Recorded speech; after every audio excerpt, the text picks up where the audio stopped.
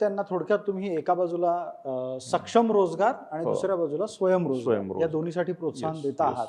मला आता एक ताज्या घडामोडीच्या दृष्टीनं तुम्हाला बोलतं करायचं आणि तो विषय आहे सुप्रीम कोर्टाच्या अगदी आत्ता आलेल्या निकालाचा.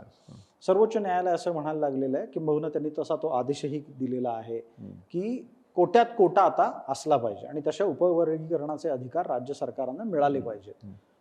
काही वरिष्ठ वकिलांनी त्याचा विरोध पण केला. तुम्हाला वैयक्तिकरित्या या कोट्यात कोटा असण्याचा काही नफा नुकसान दिसतंय का, जाणवतंय का?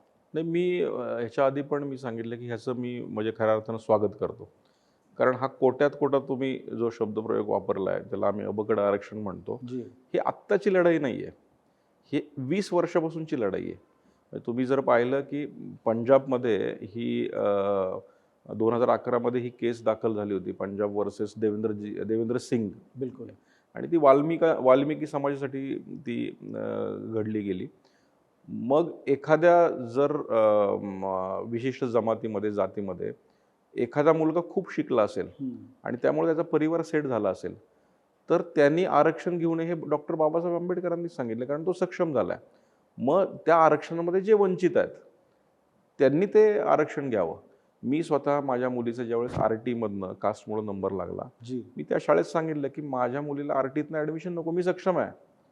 मी माझ्या मुलीला RTतनं काढलं आणि मी रेग्युलर टाकलं.